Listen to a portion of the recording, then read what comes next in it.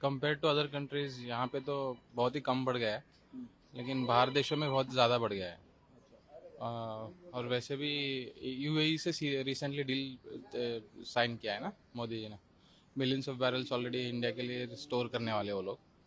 तो होपफुली जब तक ये वॉर का इश्यू सॉर्ट आउट नहीं होता ना, तब तक गवर्नमेंट हमको सपोर्ट करेगी। अब तक बढ़ जाने चाहिए थे एक्चुअली, लेकिन अभी तक बढ़ा नहीं। ऑलरेडी बहुत सारा प्रेशर गवर्नमेंट ने वो उसको ले लिया है। 1-2 रुपया ठीक है, उससे ज़्यादा बढ़ गया तो फिर अच्छा नहीं रहेगा लोगों के लिए। ज़्यादा से ज़्यादा 1, 2, 3 या मे बी 5 रुपये तक बढ़ना चाहिए, उससे ज़्यादा नहीं बढ़ना चाहिए। क्योंकि ऑलरेडी यहाँ पे इंडिया में बहुत ज़्यादा महंगा है पेट्रोल। बहुत सारे कंट्रियों में अगर आप देखोगे, अलग अलग देशों में, तो जो रिटेल आउटलेट तक जो पेट्रोल का दाम आता है पर लीटर, वो बहुत कम रहता है। लेकिन इंडिया में क्या है, बहुत ज़्यादा है ऑलरेडी। उसका मार्जिन ऑलरेडी वो लोग ज़्यादा रख लेते हैं।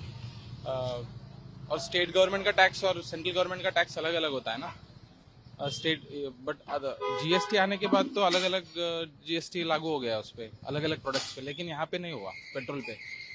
तो स्टेट गवर्नमेंट को सोचना चाहिए कि बढ़ाने से पहले। बजट पे किस तरह असर पड़ेगा? इंपोर्ट बिल पे तो ऑलरेडी डेफिसिट में है अभी इंडिया। बहुत सारा जो इंपोर्ट का खर्चा है भारत का, वो तेल पे आता है। ठीक है, तेल, इलेक्ट्रॉनिक्स और कुछ ऐसे सेक्टर है जिससे सबसे ज़्यादा इंपोर्ट होता है। जब डेफिसिट होता है तो इंडियन रुपये पे असर होता है वो। मतलब इंपोर्ट ज़्यादा करते हैं और एक्सपोर्ट कम लेते हैं। एक्सपोर्ट कम करते हैं तो फिर वो ज़्यादा आता है खर्चा। आपके बजट पे किस तरह असर पड़ेगा रोजमर्रा की जिंदगी पे बढ़ने से? अभी तो देखो, पेट्रोल सिर्फ गाड़ी में नहीं डलता है ना, डीजल क्या है ट्रक्स में जाता है। पब्लिक ट्रांसपोर्ट का है ना, कमर्शियल व्हीकल्स को नहीं बढ़ाना चाहिए। अभी नॉर्मल जो 2 व्हीलर 4 व्हीलर से उस पर बढ़ाएगा तो चलेगा।